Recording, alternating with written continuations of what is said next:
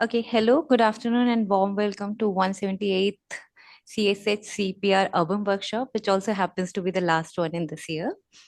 Our today's speakers are Dr. Malini Krishnan Kotte and Dr. Jayaraj Sundareshan. Currently, they are members of the Master Plan Expert Committee of the People's Plan for Chittur Thathamangalam in Kerala. Today, they will be speaking on the process of developing India's truly participatory master plan. Before they speak, I'll just briefly introduce Dr. Malini and Dr. Jairaj. Dr. Malini is Adjunct Associate Professor at Ashank Desai Center for Policy Studies, IIT Bombay. Completing her graduation from University of California, she received PhD in Habitat Studies from TIS Bombay. As an urban planner, she has served as consultant on several urban planning projects that includes regional plans of Goa and Bombay, Mumbai's development plan, and sectoral projects. Her research interests include sustainable urban planning in the global south, participatory planning, peri-urban development, and tracing the historical underpinnings of modern urban planning practices in India. And Dr. Jayaraj Sundareshan is a human geographer, comparative urbanist, planner, and urban designer based in London. His research, teaching, and policy advice are based both in India and London. He has held faculty positions at London School of Economics and Political Science, University College London, Indian Institute for Human Settlements, and National Institute of Technology, Calicut. Currently, he is Urban Design Principal at Hounslow Council in London, where he leads the participatory public space design policy and guidance project. He holds a PhD in regional and urban planning and MSc in city design from LSE. Both to Malini and Jairaj, you'll get 40 to 45 minutes to speak, and which will be followed by Q&A from our participants. And to the participants, you can put your questions in dialogue box, and you can also ask questions directly to our speakers after they complete their talk. Now over to you, Malini and Jairaj. Yeah, thank you. Thank you very much. It's wonderful to have this opportunity to talk about our plan and the People's Plan for Chittur Thathamangalam today. And today, what Jairaj and I decided is that it would be better if we keep it as a single voice. So I'll be presenting the project, the plan today. And the talk is structured in 3 parts. So I'll start with the context and move on to the 3-stage participatory planning process that we had. And we'll end with the proposals of the plan and some reflections. Yeah. So thank you. And I'll start by talking about yeah, so I mean, what you see here is a small handbook that we put out at the end of when the plan was prepared and published. We sent out this little handbook to each and every household in Chittur, Thathamangalam, to give them a synopsis of what was finally there in the plan, and a small 40-page document that went out in Malayalam, and which kind of reflects also, that we carried that people were centered in this process, and right through from the beginning to the end, we tried as much as possible to communicate in the local language and to involve them in the process throughout. Yeah. But before I jump into what this plan was about, I also wanted to spend just briefly dwell on what is a typical master plan process. Some of you may not know that, and I think it's important to kind of understand that usually all planning processes in the country follow a 3-stage process of surveying, analysis, but essentially a surveying of land use that is put on a map. And this is followed by essentially the analysis of the land uses along with the population projection, and it ends with proposals. So that's a 3-stage process, but it's essentially an expert technical process where there is very little or hardly any people's participation, and that is left to almost at the end of the plan process, when the plan is put out for suggestions and objections, and a particular 30-day, 60-day, 90-day period where people can write in an object or make suggestions to the plan. So that's the typical process. As against that, what did we have here in Chittur, Thathamangalam, which is, I'll get to where it is and what it is, but this is in Kerala. And what is that context? So the planning process in Kerala is quite similar to that of most states. But as we all know, Kerala is also quite different as compared to most other states. However, the town planning arm of the state continues to prepare master plans for all local bodies in the state through their district town planning offices. Participation is a limited consultative process. Like I said, it may involve some consultation with elected representatives, and usually it's present at the end of the process of plan preparation when the plan is put out. But Kerala is different. And how is it different? It has had it had a People's Plan planning campaign in 1996, when physical devolution was taken. Kerala was one of the few states that actually devolved its funds to local bodies. So 30 to 35% of the funds was actually allocated to local bodies in 1996. To come in line and to take on board what the Constitutional Amendment Act of 1992 had brought in.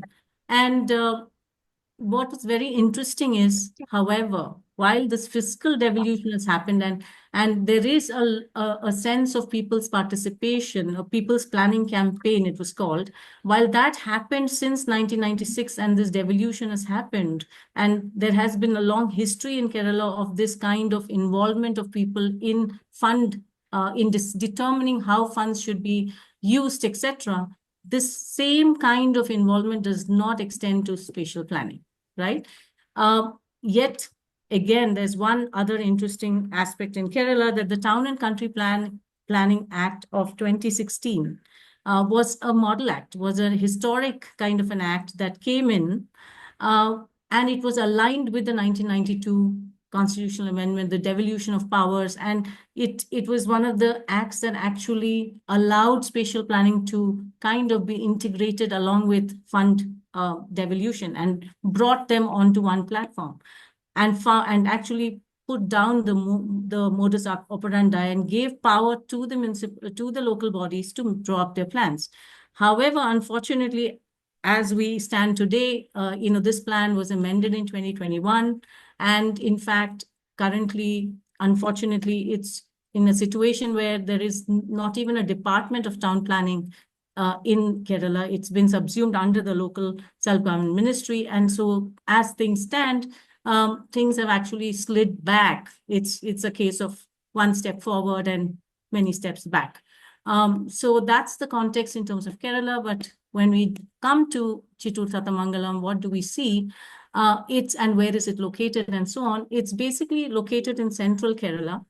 So in the district of Palakkad, it's where there is a gap in the Western Ghats in the Western Ghats, and Chittur Thathamangalam, the town, lies in that gap. And so it's a very small municipality. It gets its municipal status because it was accorded this status in colonial times. I mean, today when you look at it, it's pretty much a semi-rural kind of a town, and as a small area of about 14.7 square kilometers, a population of a little over 32,000 people. What is interesting politically is in 2020, for the first time in 70 years, you had the left government, the LDF, coming into power in Chittur Thathamangalam. So you had, for the first time, a change in the political situation. Now, also very interesting is that, like I said, it's agrarian largely, and it's set within an agrarian block. The Chittur block is, it's paddy, essentially. And 40% of the area in the town is still under agriculture, very culturally rich, 4 languages spoken, set on an old historic trade route through the Palakkad Pass. Housing there are a lot of old community-based housing clusters, a strong handloom weaving community. You have, and one of the most interesting aspects of this landscape is that it has a heritage, an old system of water management. The system of Aries, which comes from Tamil Nadu, and a system of cascading fields and 171 water bodies in this tiny little town, around which its entire life is managed. The irrigation, the production of food, the settlement form, and um, this in fact what you see here is a settlement around temple ponds, and community clusters of housing.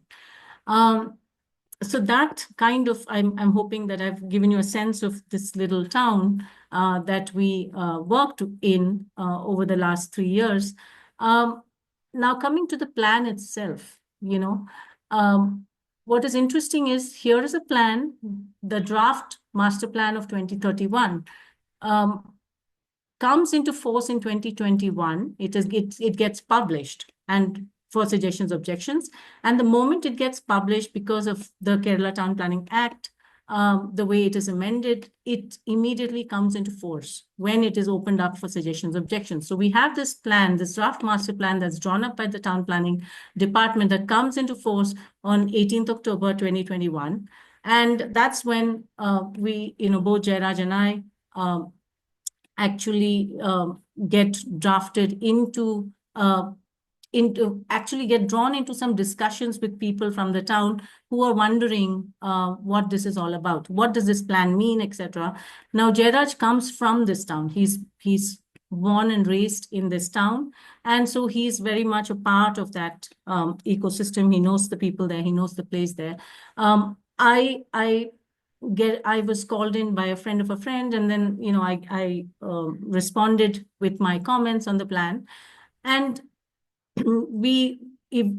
eventually we within a month or so we actually read the plan report. It's a 500-page document that we read and respond to. Give the loose group that works with them within the municipality, the municipal leadership, we give them our feedback on what we think what are the highlights of the plan, what are the issues with it, and so on as we see it. And how should, there is a special committee that's formed that is supposed to respond, take on the suggestions, objections, and actually give a report to government. So kind of clarifying what their role can be, etc. So in that process, we were trying to do some hand-holding. And we get drafted into this, into a kind, and I explain what kind of a team formation happens. But basically, we are drawn in to become the expert, part of a 2-member expert committee on the master plan, right? Now, what was that plan? What did it look like? What were the issues with it, etc.? Essentially, it was a very typical, one would say, a typical kind of a master plan, a template. It had, in a way, it could be for any place, and it had all the usual zoning. It had a set of transport proposals. It had some kinds of infrastructure proposals and so on. Except that those, because they were a kind of a template solutions, they came out of a set of solutions in the planner's bag, as it were. They did not seem to fit in and respond to the place that was Chittur Thathamangalam. So, in a sense, it seemed to have some idea of some kind of a growth model. It put down road widening proposals for 27 roads, and they were to be widened from 6 to 9 meters, which were, the existing width was 6 to 9 meters, to 12 or to 21-meter wide. I mean, pretty dramatic kind of road widening for most of the roads in the town was being proposed. There were 2 lorry terminals, but there were hardly any lorries in the town. And there was also no real recognition of the ARI system. There was just a mention of some of the large water bodies to be conserved. And so there was a lot of this kind of, you read it and you had to do a double take. Is it for this town that this plan is being proposed? And we also did some, just to give you an idea, what would this kind of road widening mean in a town like this?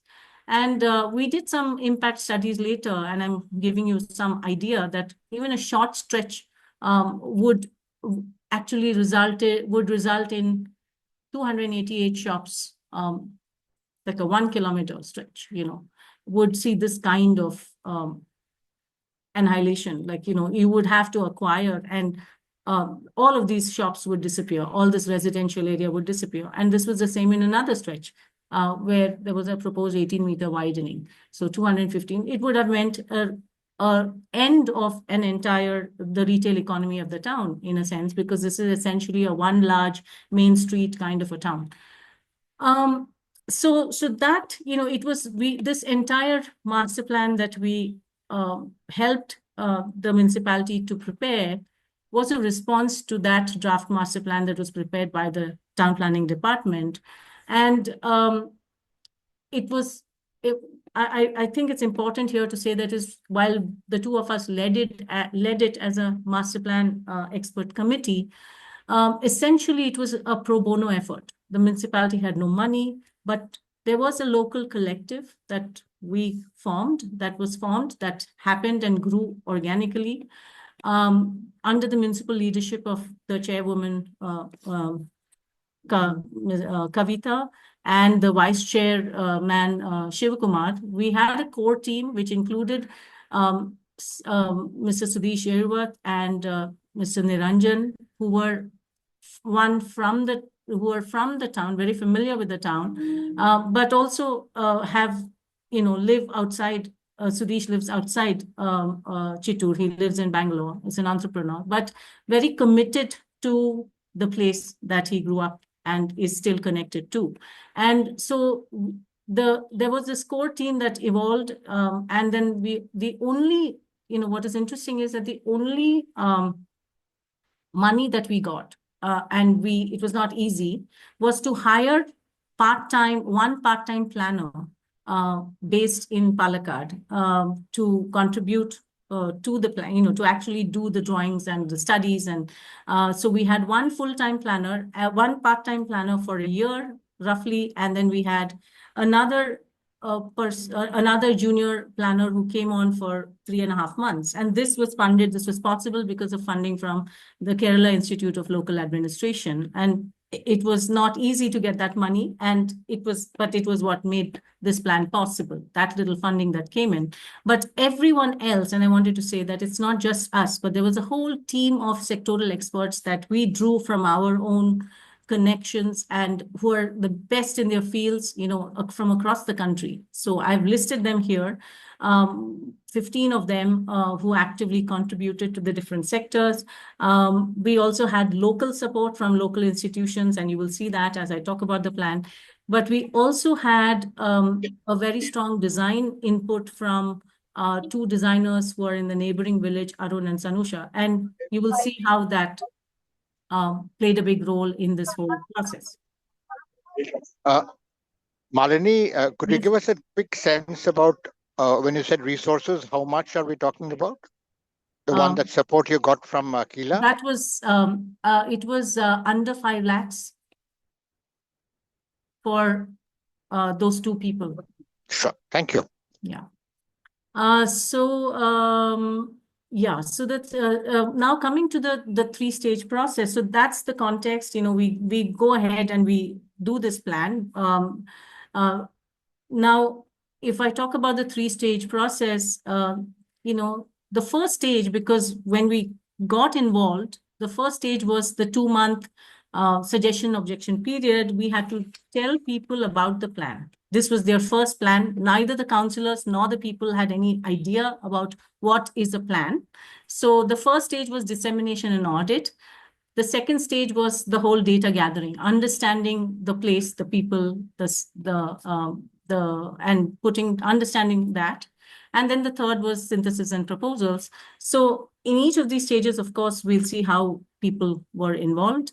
And we started with these cluster meetings. And this was, 2020, like I said, we're just coming not yet out of COVID when the plan is released, when the plan is published. So we start actually with some online conversations with the counselors, and then slowly the restrictions are removed. And in February, we have the first kind of meeting where the town planners come in. They actually have one formal meeting with the council, and telling them that this is the plan, etc. Now, immediately after that, we said, we need to actually tell people, and so this is what we organized. Across 29 wards, we had 9 cluster meetings, and we invited people to come. And we put up these maps, we explained to them and asked them to look and understand what the plan stood for, what were the proposals like, etc. We also started immediately, I didn't mention this, but the first thing was also creating a Facebook page.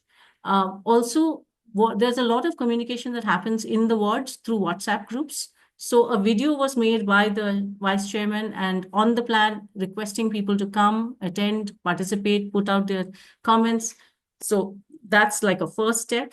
And then we have these questionnaire. We also hand out questionnaires for those who don't attend. All of these meetings are held in Malayalam. 316 people attended. And within that period of suggestions, objections, we actually end up getting 1,123 responses, including some of these external experts who actually responded and wrote in saying what they, sharing what they felt was working or not working about the plan. And this phase culminates with the mandatory public hearings that were held, and 455 people came over 3 days. This was held. This is, the special committee actually meets and holds these public hearings. So this was done. And by the end of that, it becomes very, very clear that people are very, very unhappy with many of the proposals, but especially the transport proposals in the plan. And they were very worried about the road widening. And so they come out and they actually actively kind of engage with this plan. And through that process, of course, we also got an extension thanks to COVID that, the time was not enough for people to look at the plan. And so what we see then is actually we use the time. We start saying, we need to really actively do something to counter the proposals in the plan. And the MPEC, the Master Plan Committee, Jairaj and I, with discussions with other experts, with our own experiences with other plans in the country, we felt that the best way forward would be to actually prepare an alternative set of proposals for the master plan and counter by preparing this alternative master plan, and that the municipality is happy to support. And so we then start this process of data gathering. And in this process, what we end up doing, so typically, like I said, it's only land use, a survey of land uses. And while that is a mandatory part of the master plan, which we do, we decided that the most important thing is to talk to people and find out what they think about planning. And so we decide to conduct these focus group discussions on various 32 sectoral and thematic issues, and along with the data updation, right? So as you can see, there is, there are group-specific discussions. So there is, like a theme would be, our first FGD was getting all the school children to participate and tell us what they think would make the city better, more child-friendly. So there were group specific, like children, women, or youth.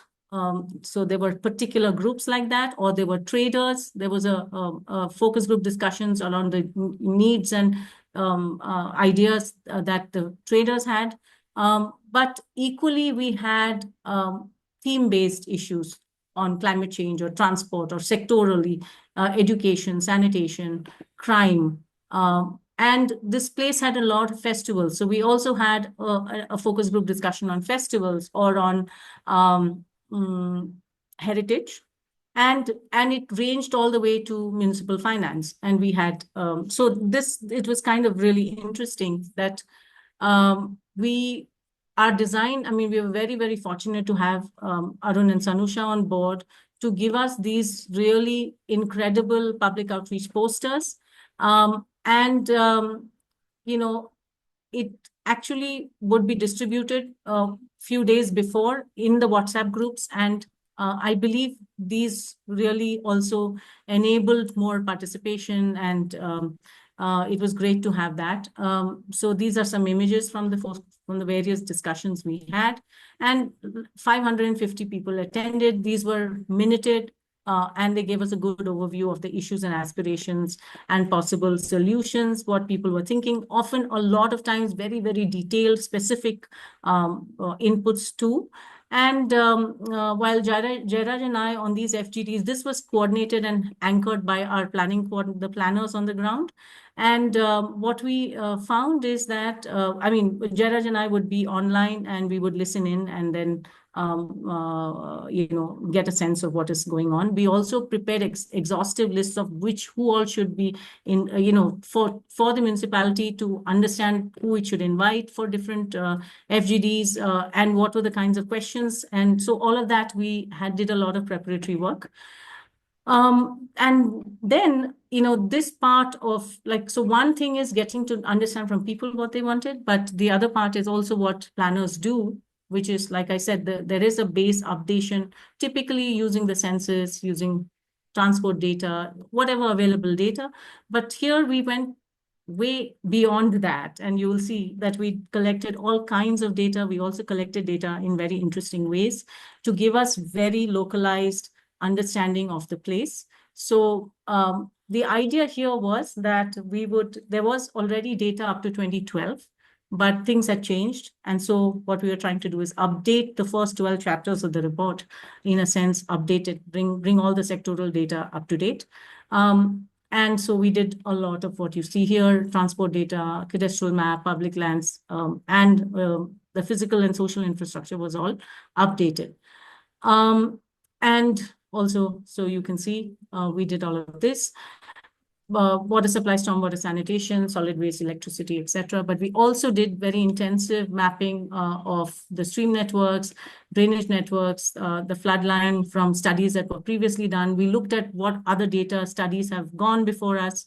So we did a lot of that. And I'm going to focus a little bit here just to give you a flavor of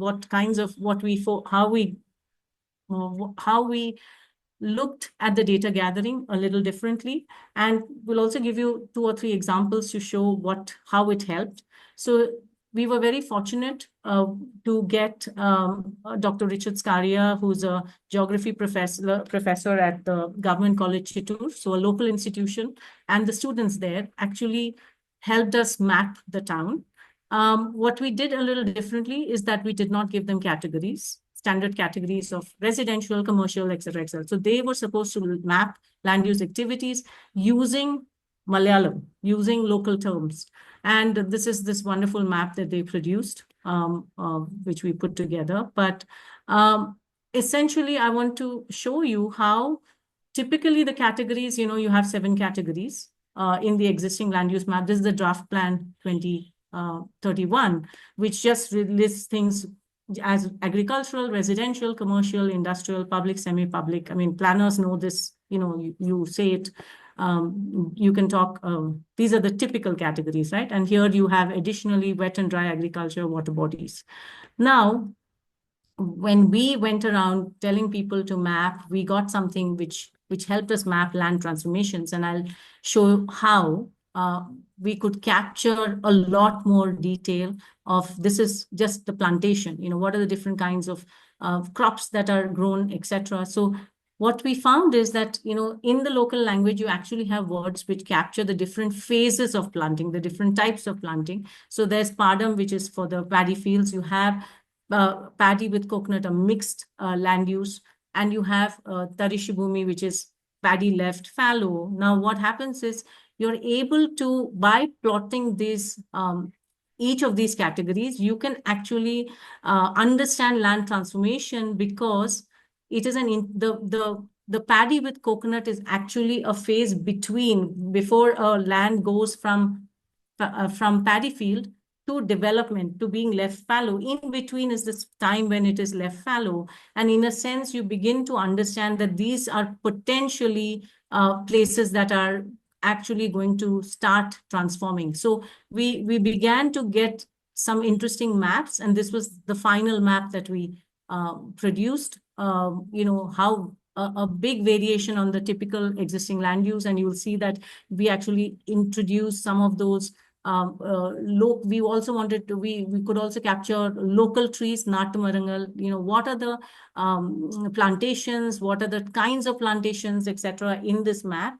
And these were verified by ward councillors. We followed multiple rounds of checking and verification. We also had some local architecture college students who helped us. So we like I said, we had limited resources, but we tried and used whatever resources were at hand to actually be very, very good with all the verification on ground.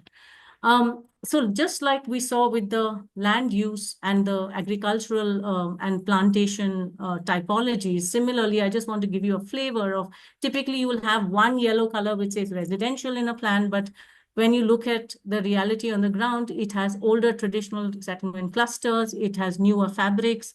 So there are, and these are arranged by community, by community clusters. And just to give you a sense, all that residential holds tells you nothing about the type of fabric that you're looking at. And so similarly, there are other silences in typical master planning, existing land use mapping, whether there are public social spaces, and there are lots in a place like Chittur, Thathamangalam, everything from the big banyan trees that you saw images of earlier, to tea shops and toddy shops, to religious spaces, to weekly markets, auditoriums, school grounds, which were used as active sports because there are not many play spaces, cultural spaces, huge festivals that happen annually, and a large number of urban commons with very specific uses. So we tried, and we found that there were so many of these that we created a public commons map. And I'm just giving you some glimpses of these. And these were Chittur, like I said, had 11. We found 11 big annual festivals. We mapped their festival routes, but we also mapped a lot of these ponds and some cremation grounds which were missing, giving you an idea of how this is a stretching ground for the yarn stretching ground used by weavers. Of course, in the draft plan drawn up by the draft plan 2031, it was marked for a park to be acquired. So this is because, it's not a grounded kind of a mapping activity that had happened. And so this was the final updated public realm that we got. And the rest of it, I'm just going to run through this very quickly, but you do understand that not only did we do an active people, active data understanding of the place from people, but we also did quite a rigorous data building exercise using cadastral data, finding what are the publicly owned lands, updating the stream network. This was another very, very big exercise and very important exercise for us to do, because we understood that the paddy fields were at the core of building a solid ecological and climate resilience for this town. We were very fortunate to have people from two institutes, from Dr. Anjana Bhaginathan from Calicut, NIT Calicut, and her student, who created these digital elevation models and to understand water accumulation zones. And what was very interesting is that the entire, it was very wonderful to see how the built up parts of the town absolutely coincided with the places which were most protected and out of the, in the high grounds. And so she created, we created this DEM to understand the drainage flows. But then, because it's a completely modified landscape by the farmers, we had to do actual existing drainage flows on the ground. The DEM just gave us one sense of where the zones were, but it doesn't give us the actual networks. And here we were very fortunate to get Professor Pradeep Kalbar and his PhD student Shweta Lokhande and another research scholar to come in and help us to actually walk and map these. So we ground correlated these, found out which were the polluted drains, what were the storms. So this had gave us ideas about water quality, polluted drains, what are the stormwater issues, how should we look at sanitation? And we built a framework for decentralized sanitation out of this. Also built on Dr. Richard Scaria's work on the flood zone mapping. And so that was one part of the physical infrastructure. The other which we did was we also looked at health in a very big way. We looked at education was quite okay.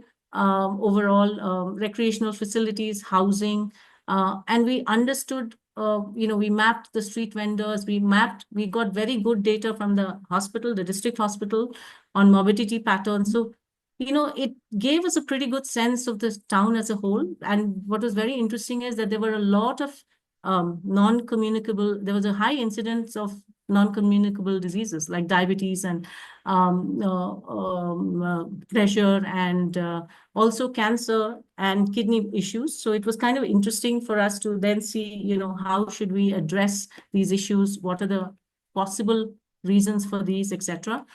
And so these are some of the maps. I'm just going to quickly go through creating a layer of local assets of value, but we did not regulate or come up with how to address this built fabric assets, because we felt it has to be a process of talking and thinking through with the community on how to take this forward. These are festival routes.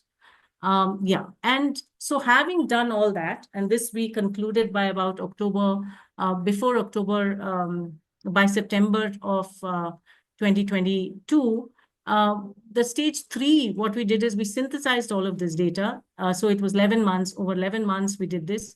And we then got put together a 3-day charrette. And here I have to call out the Sanskriti's Center for Environment Education and Avinash Madale for helping us, actually make this this process of reaching out to the public and getting inputs into the plan.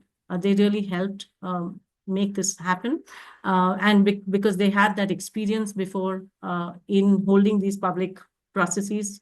And we used their idea of the mini public. So what did we do in October, in October 2022, we had a 3-day workshop where we synthesized. And on the first 2 days, we got all of our experts to come in and spend the 3 days with us. On the first day, they went around the town, but they were also pre-equipped with the material that we had synthesized. We also had, and this charrette, this master plan Shilpashala was inaugurated by the Minister for Local Self-Government, who believed that people have, that it was a wonderful, initiative by the local government to involve people in planning. And we then took them around, and on the second day, the first day the experts went around, the second day, using people from the focus group discussions who knew about, who were stakeholders who really knew their town, we brought them in to sit around with the local, with the experts, and divided them broadly into 5 groups. On environment, on transport, on land use, on urban, on the public realm, and on livelihoods. And what we did was they came up with a set of proposals and issues and proposals and strategies to go forward. And on day 3, which is where Avinash anchored this, and actually, we got something what they call the mini public. CE has come up with this format of the mini public, where you get a cross section of people from across the town. From across the society, and you'll have anyone from a Kudumbashree worker. So a really good mix of people across gender and class and age. And we got the people from these 5 groups to present to the mini public, what their sectoral proposals were. And they debated, they came back with their inputs, and it was and then what was finalized. This was done in the presence of the municipal councillors. The ruling party, the opposition party, all 29 councillors and the chairperson and the vice chairperson, chairman was there. And then that was, that marked, like, these are the sectoral proposals. This is what people have come up with. And we will, we got their go ahead on that. And that is how we then went on to prepare the People's Master Plan 2042. This was synthesized, given to the special committee, given to the municipality, and the municipality then, through the special committee, actually gave recommendations saying that this outline master plan proposals should be consolidated to a final master plan, and keeping and updating the data from the old plan. So that's the approach. That's what happened. And then 2 months later, a few months later, we actually submitted the plan to government. And so what was, so this is the last phase, what changed, what were the things we did, what did this plan have, and so on.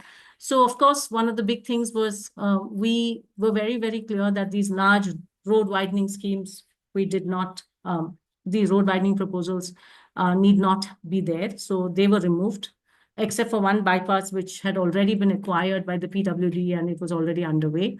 There was a real focus on road safety, on active travel, and there was a complete footpath network throughout the town. So what exactly does this mean? It meant that we looked at the existing right-of-way, we had actual widths, and then we kept some consistent, like a 3.5 meter right-of-way both ways, so 7 meters. We came up with what are the possibilities that existed already, and with some minimum kind of realignments, we managed the transport. That is what constituted our transport proposals. No major road widening, but this is also because we felt that for such a small town, though there is an increase in automobiles and private vehicles, a lot of the congestion was happening because there was no real parking, there was no traffic management, which was happening in a good way. So we felt that if we focused on that and reorganize that, we would get ahead. But the other big thing in the plan was we brought in some zoning overlays, these ecological protection zone, a flood and riverine buffer zone, and we restored the urban commons and created new public spaces along the river, for one, and a few parklets along the roads where the roads were wide, and also proposed some adaptive reuse for various public assets of value. So yeah, that's the handbook I talked to you about earlier. And so what was interesting is that I don't know if you can see it, but there's not all the paddy came under the ecological protection zone. It was exactly where the water stood. Where were the accumulation zones, where were the drainage flows, etc. Those were under, and there were some areas that were not in the accumulation zone, that did not come under the EPZ. So paddy fields which were higher up on higher ground did not get included. So it was totally based on what our analysis showed. And we also and when it came to transport proposals, we recommended through our transport expert, Mr. Tony Matthews. We were very fortunate to have someone who helped us see how a complete footpath network was possible, without too much of land acquisition. That traffic management and traffic calming is what you need, that you need to moderate the speed in a place which is where you have a state highway going through. You don't need you actually need to slow down traffic so that there were 4 accident spots in the town, and there were a lot of loss of life. So because there were certain spots where people would speed through, vehicles would speed through, and he said that we need to change the way. I mean, we had these wonderful recommendations that we could manage with traffic management and minimal kind of realignments in a few places. And we also suggested reducing through traffic through the town by augmenting some regional connections. And along with that, there were a lot of proposals for amenities. Again, we focused on the existing public lands. And so we did away with a lot of acquisition that was needed, etc. And so a lot of this came from the community. So we built on that. There were requests for like facilities like rice storage, rice mill. There were requests for some Anganwadis, for a public room for women. I mean, interesting, which we tried to accommodate. And so today where we are with all of this is that the government then, after we had, it took almost another year, but the Master Plan 2042 has got published. It has replaced the draft 2031, Master Plan 2031. And currently we are in the suggestions, objections period for this Master Plan. Reflections, at the end of this is really, we feel that every place needs to form collectives to develop their own plans, that people do know what they want, that there needs to be an ecological basis for planning. Often planners, are not starting there. That's not part of how planning is structured. So participating with local planning, with the local community to imagine and provision for its own future, that this is possible. Like this tells us that even though the town is a small one, we can actually create the spatial plan, which can just be the base for all the other annual funding and projects to get integrated. We should work together to make that happen. It's possible to come up with new contextual responses.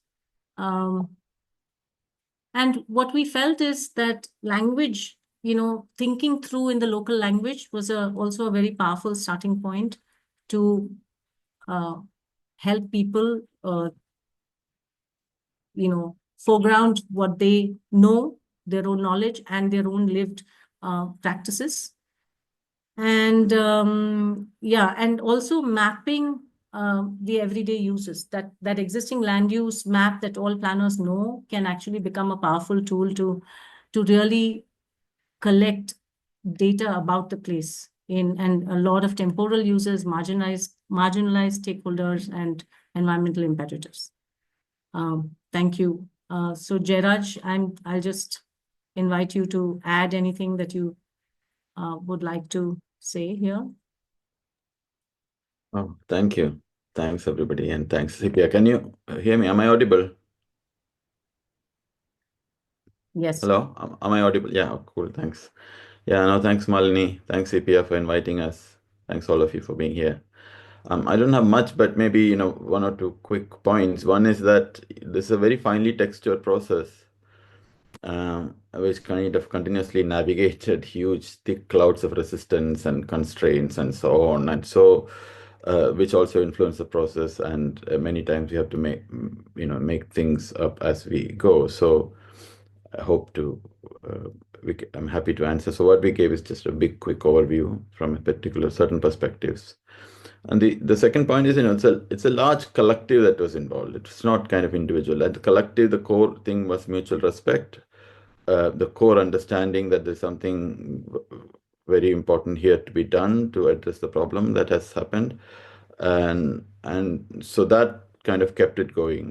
So that was the thing. It's not really, individuals, but there's a larger collective which had very significant political backing.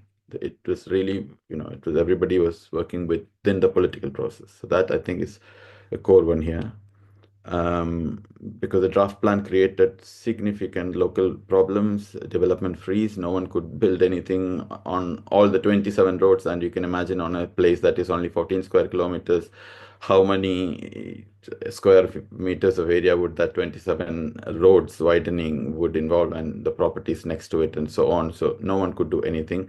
And also this was the first plan in a place like that. No one knew what it means to have a plan, what it means to live with a plan.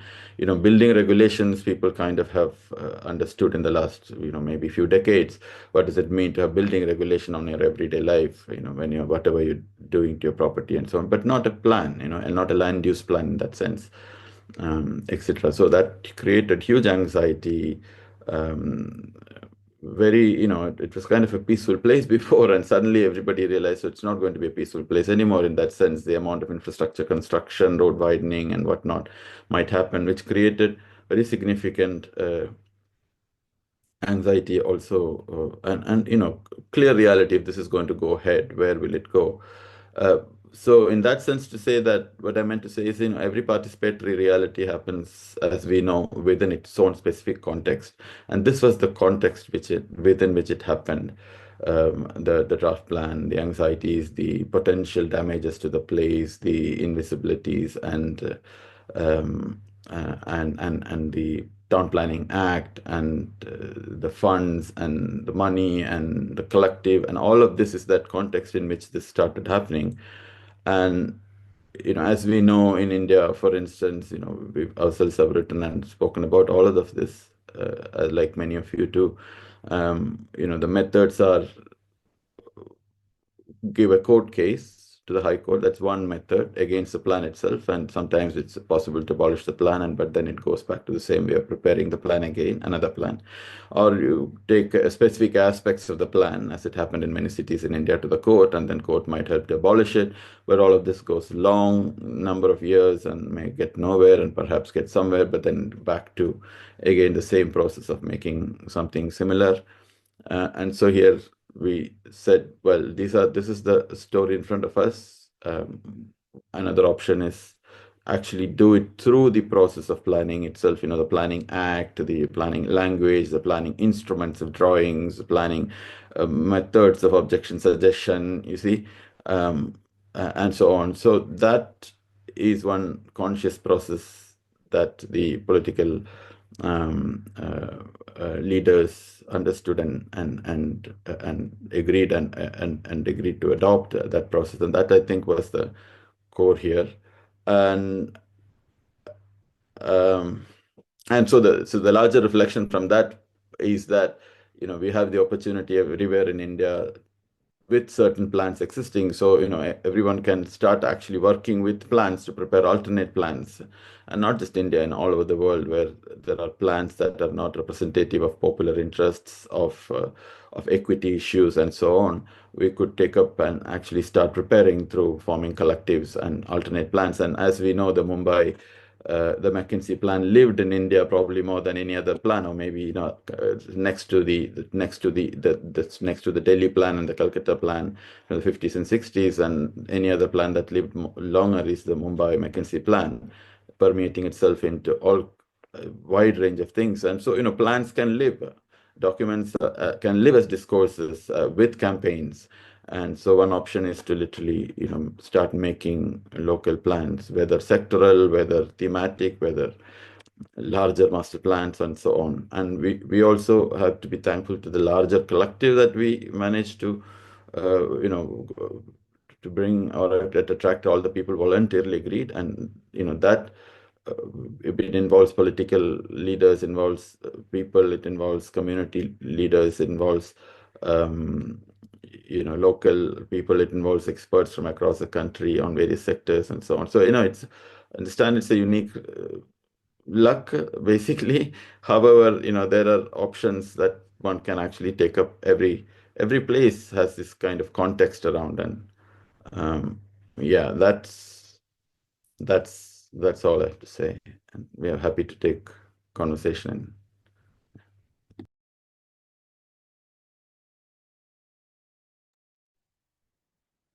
Thank you, Malini and Jairaj, for this very comprehensive, very detailed presentation. I'm sure this must have been a very, very long and prolonged work you must have done. And I think your presentation rightfully captures all the details of it and the methods. How did you approach? And definitely, I learned a lot how urban planning happens and how we can make it more democratic, more inclusive through the participation of people or city dwellers. Now I will open the floor for questions from the participants. Um, one can ask questions from speakers directly, and you can also, if you have any questions, Neeru, in chat box. Okay, maybe to begin with, okay, are there? Okay. To begin with, I just want to know because I'm from sociology and know very little about urban planning, but I was very keen and very happy to see that you showed the themes which you engaged with, where like you're talking about gender, safety, you're talking about caste equity. I'm just more keen into understanding how does your planning kind of tries to bring this caste equity. One thing, and second thing, also I'm more keen to understand what is the social composition of this very district and the town where you did the planning, and what are the power dynamics there in the sense, if it is possible, or if my question is clear. Uh,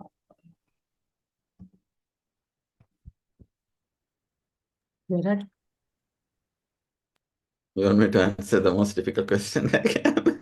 No, it's about the town composition. Well, I can say I two know, things. no, Maybe. I'm just joking. Yeah, please, if you can say, 3 things you asked. One is the questions of caste. What was the other? Caste equity, then? Power dynamics. what are the who are the like Oh, major social groups which are living or staying in this town? sure. And also when you're talking about this, there are 29 wards, and then you did this cluster meeting in 9 wards.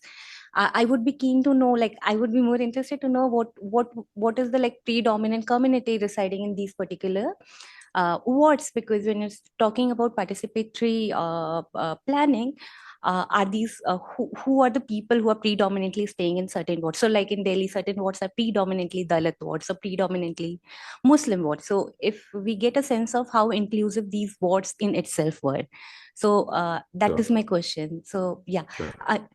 and also caste equity in the sense, so we did learn about that mixed neighborhoods trying to build like racially inclusive neighborhoods. So how does your town planning kind of addresses this question of caste-based segregation, and what kind of neighborhoods you kind of try to build, something like that? Yeah.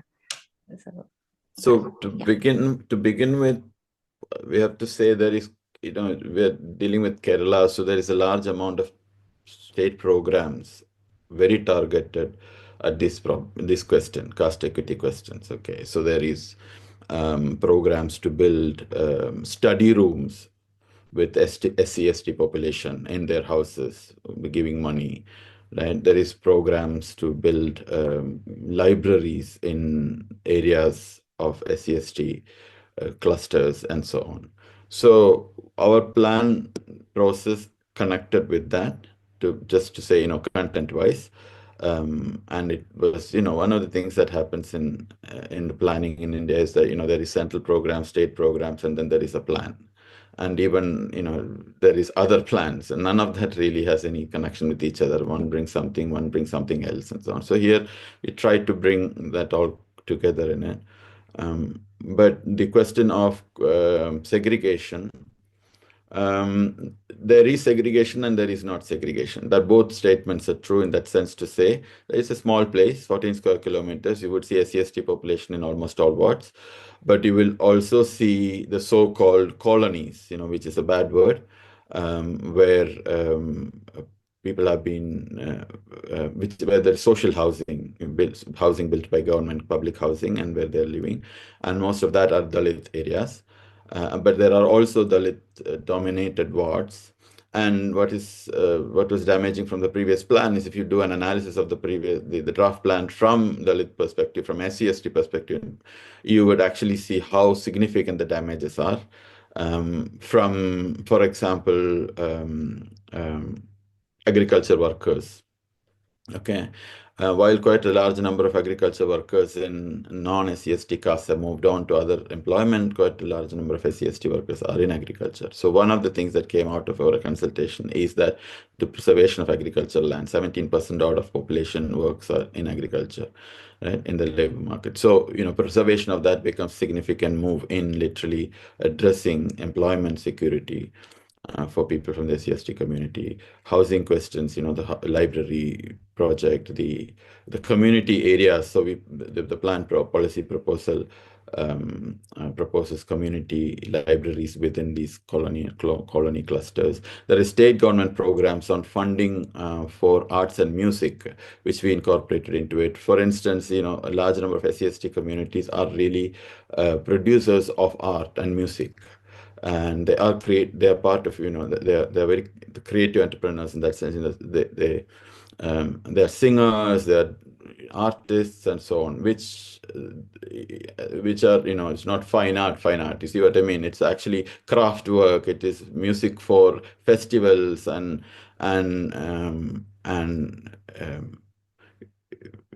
we know the word Paraya, right? So there's Paraya community. There's a wide range of communities there who all contribute, or whose work, employment is connected to stuff. And so those programs are significant here. And so, for instance, preserving certain crafts, so bamboo craft workers, grass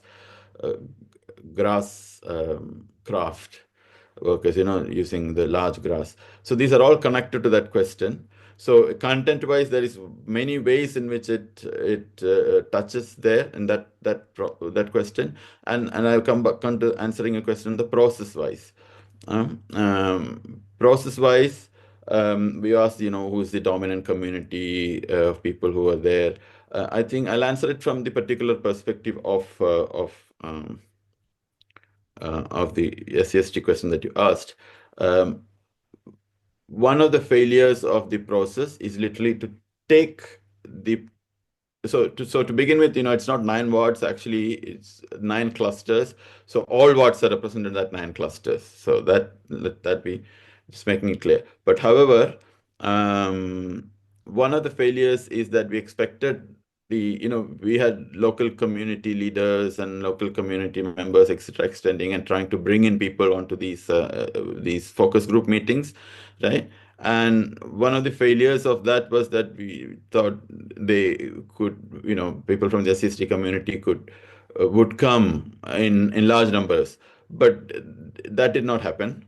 Clearly, some very excellently articulate people had come and explained and described and so on, but as in mass but instead we had to go to an already ongoing program connected to SC/ST, an event. So the failure that we recognize is that we did not go to their places, their colony. So, in that sense, participation was seen as, okay, it happens in the municipal building, in this place, and we brought people in. Instead, it was easy to actually, what's the problem? We could just go there and, go to these places where we did not see enough representation. That should have been done, which did not happen. And it could have been better in that sense. It's a quick answer. Much more fine-grained answer is what is needed for your question, given the importance of the question in the Indian context, particularly. And when it comes to planning, no plan has a word caste, and in this plan, there is a word caste. That's the biggest thing. Yeah, and I think in terms of composition, or in terms of, just to give you a sense, I think the SC population was about 10%. And that's what the 2011 census actually said. ST population, almost nothing, like 0.09%, almost non-existent. It's largely Hindu. Religion-wise, it was 87% Hindu.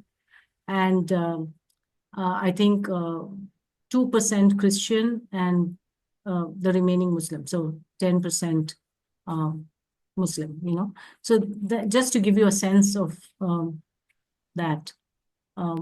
Major Yeah. groups, I think is the other No, question. so I can also respond to that, the implication of that question, rather than spelling out everybody's caste in that sense, to say that the implication is, has there been Brahmin domination? No, that's not how that place operates. Okay, this is a different context. But secondly, has there been Hindu domination? As Malini said, yeah, there is obviously, but this is all, it's a communist state. And, you ask them, are you Hindu or not? You'll have to wait for their answer rather than me assuming. But the point is that, just want to say that one of the major groups that helped in giving comments and explaining is the mosque committee. And one of the big mosques was to go along with the road widening. And so the mosque committee came to, out of the 1,156 or something, it was the mosque committee with hundreds of members in that, one of the letter. And so in that sense, to say, yeah, the direct participation is one thing, but also, the ripple effects, the representations, the others, the trader community, Vyapari Vyavasaya Kopana Samiti, that had about more than 1,000 members. So you can imagine the numbers involved in each one of such similar representations. And the paddy, Paddy, yeah, exactly. The Padashekara Samiti, which means all the paddy organizers are organized around committees, which is Padashekara Samiti for the things related to state benefits and procurement and seed and implements, all the subsidy related stuff. That's how it is organized. And so that is the organization we actually use to consult, to engage, and also other than also the individual opportunities that was presented for people to be individually there, but also these associations were used to, and which in fact has kind of, diverse caste reality going on, the association wise. Thank you, Malini. Thank you, Jaraj, for your detailed answer. Neeru, can you just show me the chat questions? You can kindly raise your hands also to ask questions and other questions. There are some questions in the chat. Yes.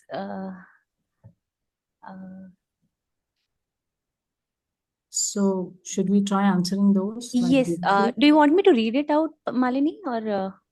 Okay, there's a question from Prasanna Rao. Does this master plan addresses any issues of ward plan or planning?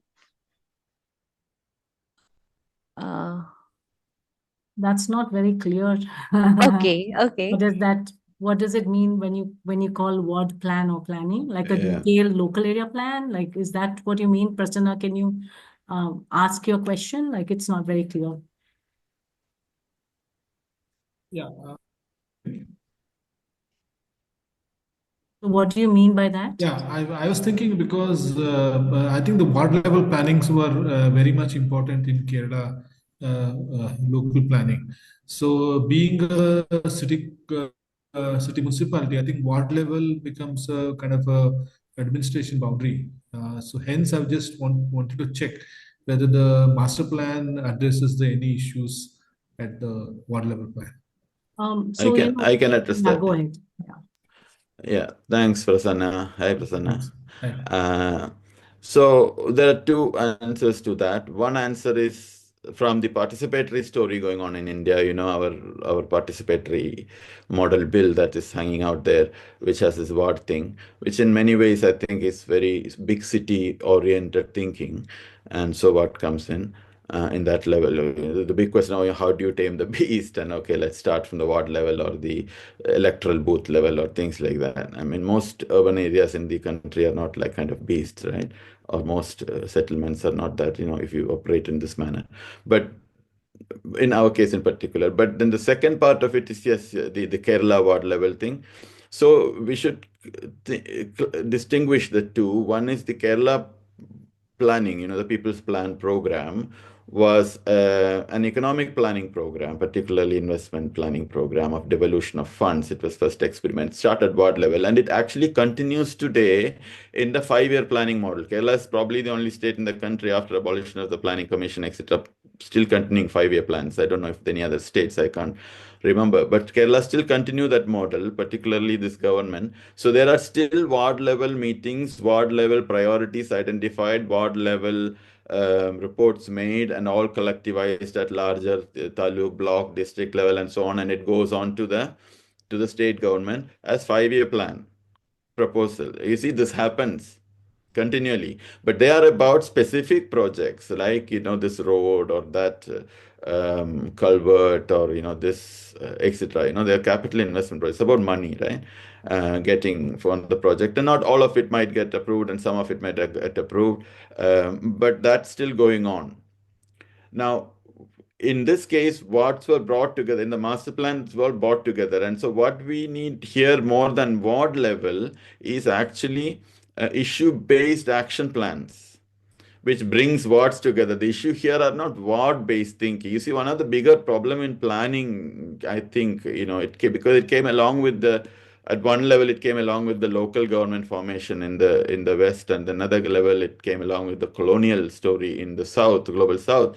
We have this issue of it's very a ring-based. There is a boundary based within the boundary, while large amount of planning questions move beyond the boundaries and so on. And obviously we'll have to live with that reality of there is boundary based thinking is the mode of it. And so then here, for instance, quite large number of questions move beyond the boundary, beyond the wall, like what do you do with the water, right? Flow, so the EP said the environment protection zone came as a consequence of the flow of water. Literally for water, it is mainly, it's not agriculture, in the sense that in due course, agricultural lands, economic viability and whatnot, already at the edge of viability, and is it going to remain not? These are big questions. But what is more important, that is the water cycle of it, So to protect that, one has to think about the water infrastructure, the water flow mode, the ground percolation story, and so on, and hence came the EPZ.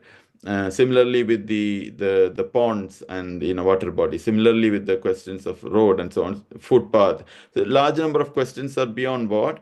Ward becomes a place for kind of data gathering, perhaps.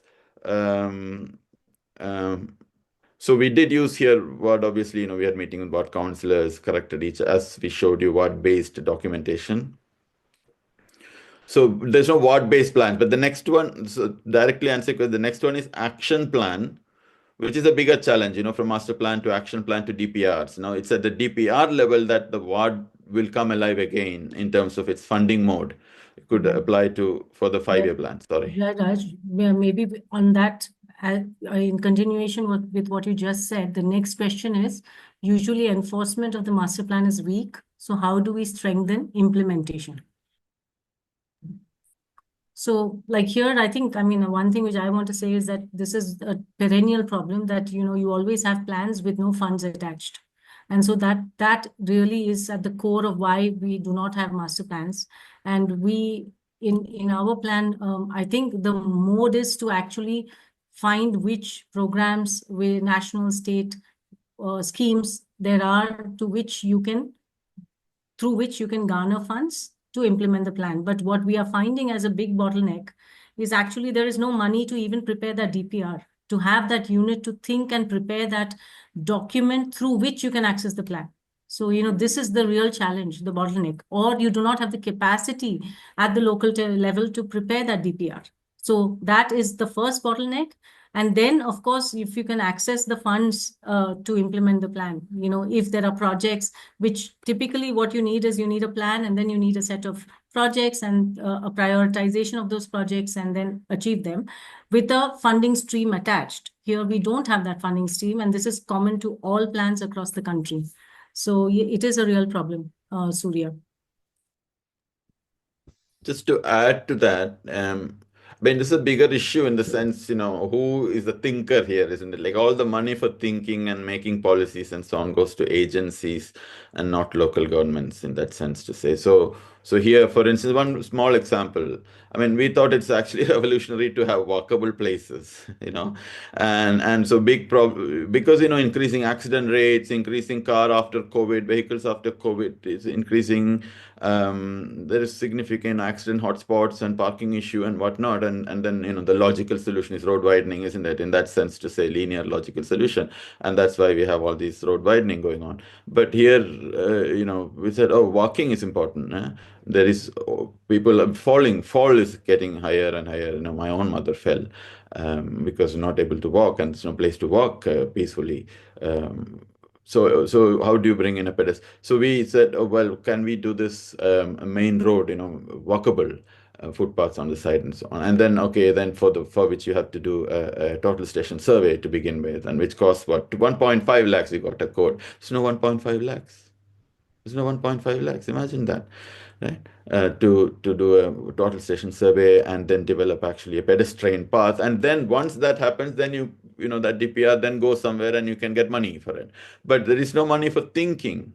Thinking is where the money should be spent to, rather than spending money on crores of rupees on capital projects, which eventually end up, most of it. In Chittur itself, there are as I speak, many projects that don't work, capital investment projects. So quite important to have money for thinking and developing projects rather than only for capital side of it. And so connecting both of it, one of the things that this plan proposes is an institutional mechanism of a local technical committee across these different from people from the locality, so that each project then can be then converted into a DPR mode, identifying money or identifying priority and so on. There's a question from Sandeep Singh. Hello everyone. Ma'am, I have two questions. One is regarding the economy of the area. Like, how does the economy works there apart from the agriculture and the paddy field? Because when we are going to convert the some part of land into any other land use, then how does those people will rely on what terms? What is the economic perspective for that thing? And another is that you have mentioned that there are some social groups which are like of heritage uniqueness. So those are like Nayantara and other people are living there. So are they having that heritage in intangible forms also, like in their work or in their culture? So how can we promote that, or how we are preserving or conserving that thing? That's all.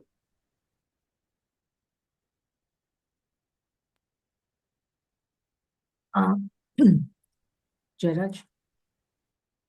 I can take up the economy. So the stark reality is that paddy is not economically viable. Higher labor cost, higher implement cost, procurement problems. My own father is a farmer, so I can give you an entire story on it. But people are going on with it, connected to the connection to land, connection to various stuff. If there was any slight change in the procurement story, the paddy will collapse tomorrow, basically. But the point is that it does support, as I said earlier, 70% of the labor force. It does support very significant amount of,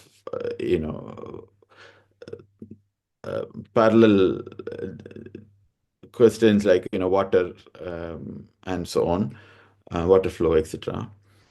So economic wise, in fact, the municipality is one of the highest bank deposits, it seems, in Kerala.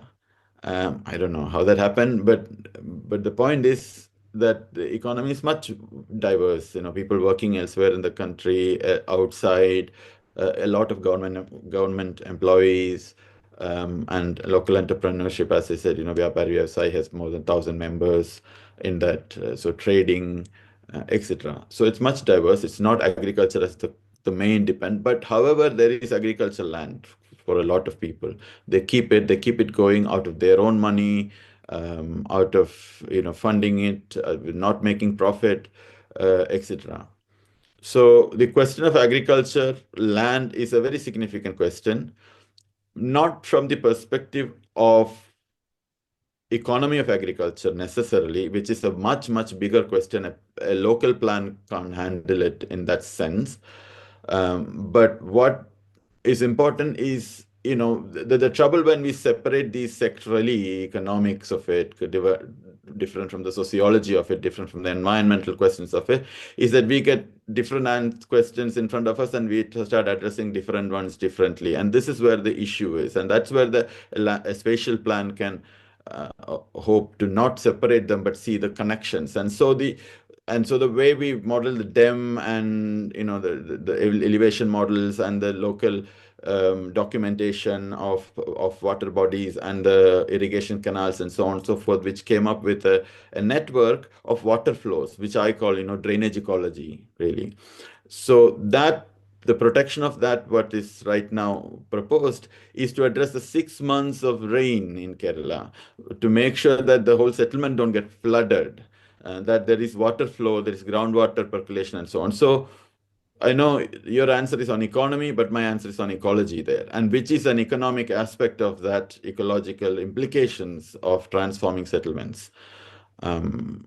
Now, there's the other side to it, which is homestead and so on. So the plan promotes very rich, productive homesteads, and in the protected agricultural areas, there is definitely aspects of equity there. So 10 cents of land can be converted, etc., to address equity aspects of land use. What do you say? Land use preservation, but only so remember the population growth is zero for 2 decades. Okay, so the demand is a consequence of the modernization of family and so on.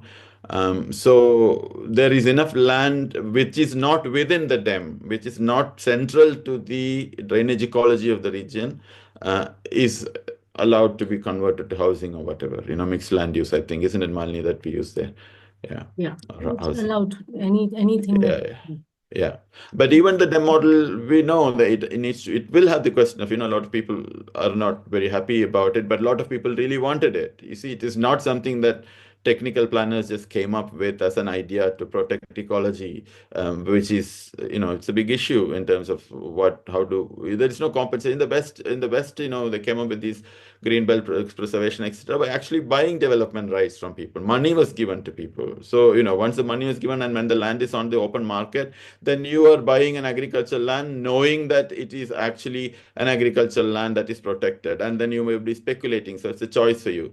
But the original owner was compensated for it, right, in that process. But we don't have that. And that's why, we have in India, we use these green belt or preservation land, blah, blah, but without buying development rights, which has very significant equity problems. No, so you imagine your family owns 1 acre land and it all goes green and you can't do anything about it. How are you going to capitalize on the on the asset that you have whenever you need? And obviously, a lot of that will affect, in fact, only the poorer or marginal farmers. And so that's a very real question in kind of urban land use planning in transitional economies, right? Transitional land use conditions. So here we have given equity condition of 10 cents change, but at the same time, it's not economically dependent on agriculture in that sense. Okay. So he had a question on tangible and intangible heritage. And so heritage was something we were, we were clear that this place has a lot of cultural heritage. It has a lot of intangible heritage. It has crafts, it has arts. And we had the local intact Palakkad chapter involved. We had students who had their thesis. The local planning coordinator had her thesis on heritage from this region. So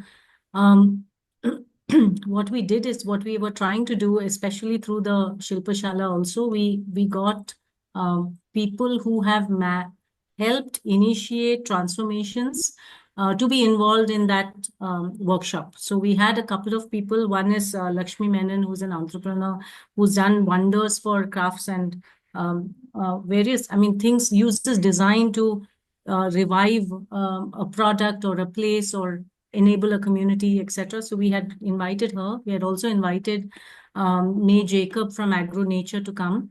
And what we have seen is the beginnings of enabling some kind of transformation. The good news is that for the weaving culture, for the weavers in Chittur, Thathamangalam, Devangapuram, there has been an initiative, a big grant from NABARD now to help transform Devangapuram to like a silk, like a special handloom, center, design center. And so I think there is a transformation that seems to have started. I wouldn't say that the plan initiated it. It was something that we discovered had already been put in the pipeline by Dr. May Jacob.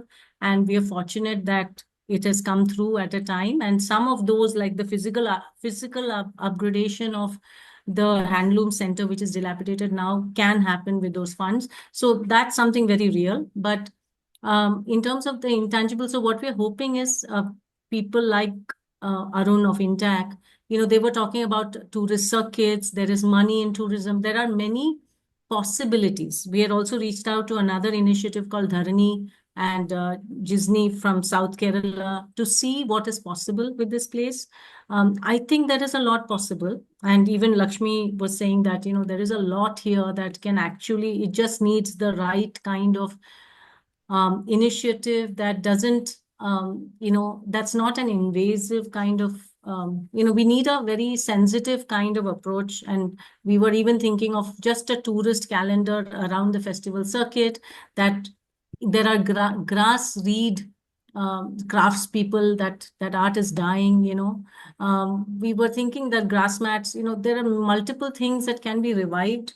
And there are also a few of the local, the public institutions that we want to convert through an adaptive reuse into a museum, into a space for cultural activities, etc. So there are multiple things, but these are not, these are offshoots from the plan. But we've thought about these things, and they're listed in the strategies. So that's where I would put that down. Yeah.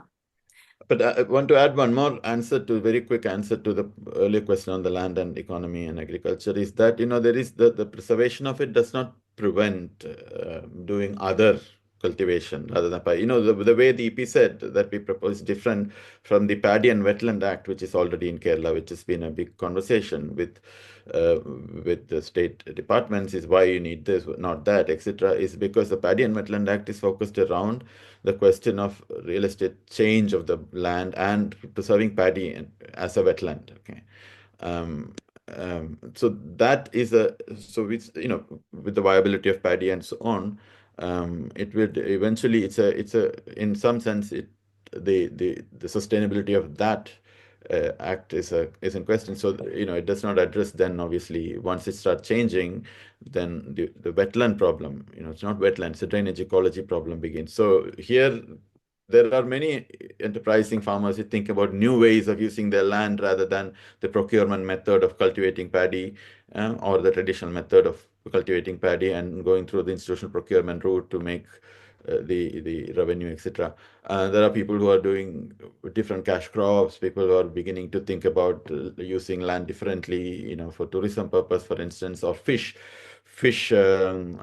cultivation is growing significantly, and so on. So that we want to enable, right? And so this kind of EPZ preservation of land would enable new economies to emerge from land more.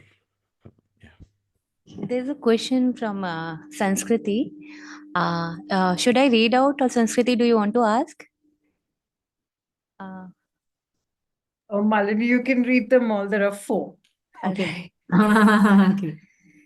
Okay, so the first one is transport planners say they cannot detail out at footpath level master plans. In master plan, sorry. In master plans, though you seem to have done so. Is it a difference in practice or different interpretation of the planner's role? And perhaps we need a separate session discussion. On it, right? Yeah. Right. So, okay, I'll just quickly answer that, Jairaj, if that's okay. Because we were countering the master plan, the transport plan proposals in the plan, we wanted to be sure what we were going to, what we meant by when we said we are not going to increase, widen, etc. So we drew these typical cross sections out, and we also checked where the road lengths were very narrow. We identified and checked what it meant. Does it really need road widening? What minimal things are possible, etc. So we, because of our particular, you're right that typically master plan will not have these no cross sections. They will just give a width and they will have no details. But because we wanted to do this, we also wanted to suggest how we were thinking about these roads. That's why we introduced those cross sections. And of course, it's a whole new ball game when we get into the implementation of those. We will again have to get down and do the total station survey that Jairaj was mentioning, for which there was no money, etc., etc. And the final alignments will have to be drawn. But for now, we needed to be sure how to let the engineer, the municipal engineer in the municipality know what we mean when we say X width of road and how to look at it. And that cross section would also help him think that through. No, so Malini, that's the question, because lately in transport discussions, this comes up all the time that, you just say the road width, but the road width is meant for walking and cycling, actually. Yes. And it needs to. So, so I'm wondering whether, how do we interpret the transport plan? What is the transport planner's role in master planning? Should that be more detailing it out as well, or setting an expectation of how motorization will reduce, in fact? Right. So the thing is that if you look at the previous draft plan, it also had cross sections, and it was very generic, and it doesn't. It's just a typical simple cross section which doesn't show you and doesn't. It could be anywhere. A typical 21-meter width would be shown this way. So in this case, we are changing that, and we have put it into the statutory document. So at least there is, like, for this length, this cross section works is what we have written in. So now when the DPR is drawn up, etc., it has to be. I think that it's beyond that, and I think we need a separate discussion on this. And there are people who can, how do we change the way roads are imagined in India? I think there's a whole, what is the PWD imagination? What is the National Highway Authority's imagination, I think, and how does road design and execution? I mean, I think there's a whole, it's a whole intense, many hours discussion on how to get that into the thinking and to implementation. Yeah. No, especially because, the codes, I mean, they're not guidelines anymore. They have to be followed, the standards by the IRC. So, what is the transport planner's role in master planning? I think we do need some detailed discussion, because we want transport planning to be more effective in taking cities to sustainability. And I think, redefining that may be a good thing to do. I mean, can I say something on this, Malini? Yeah? Yes. I mean, it's also, we were lucky to work with two wonderful transport planners on this, Sri Kumar and Tony. But also to say that, in many ways, it might be useful for us all, like, I don't know, in the context and many master plans that we read in India, it's just one document, isn't it? The way it talks about everything and nothing, in that sense, to say that might be useful to distinguish policy from plan, from DPRs. Policy is, there are many ways of understanding, okay, what this plan is, what is do, and what is the role of planner in it, what's the role of political commitment in it, and so on, right? So in that sense, here it was very clear from people as need that there was space to walk.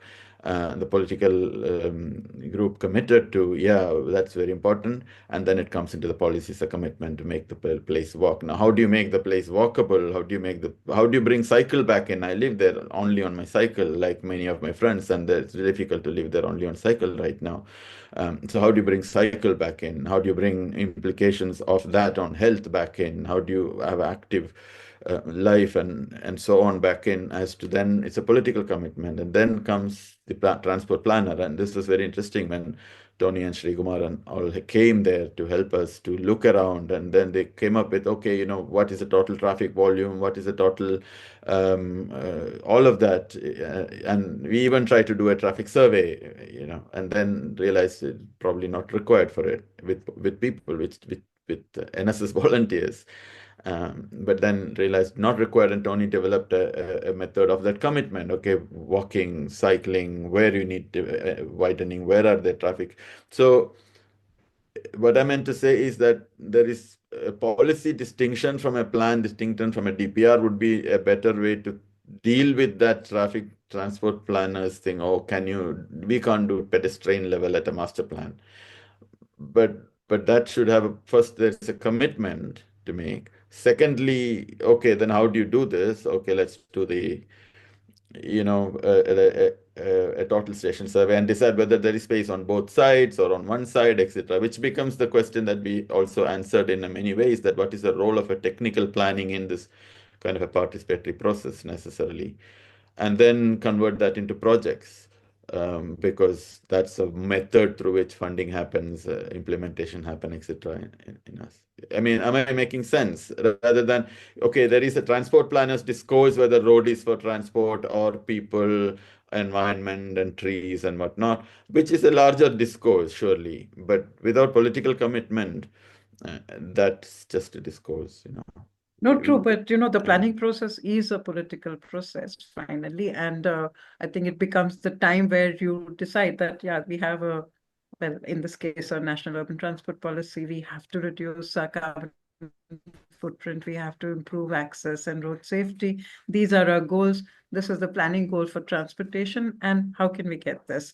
So it is a political discussion in any case, which must be part of the planning process, I suppose. Yeah.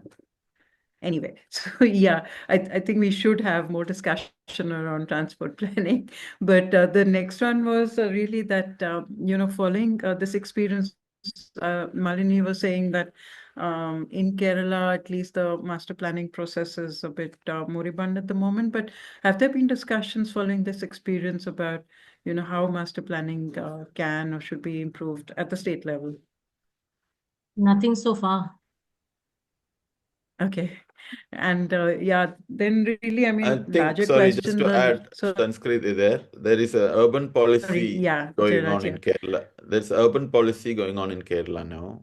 There's a committee and all of that. So I believe Commission, the Kerala Urban Policy Commission, but we don't know what's going on. Yeah. Okay, and that's where some such discussion might be important to hold then, about planning processes in this urban commission, or what? I didn't understand. No, what I meant is there is Urban Policy Commission, which is preparing an urban policy. We are hoping they would be engaging with this question of what is the role of people and local governments in their own planning. Okay. Yeah. Okay.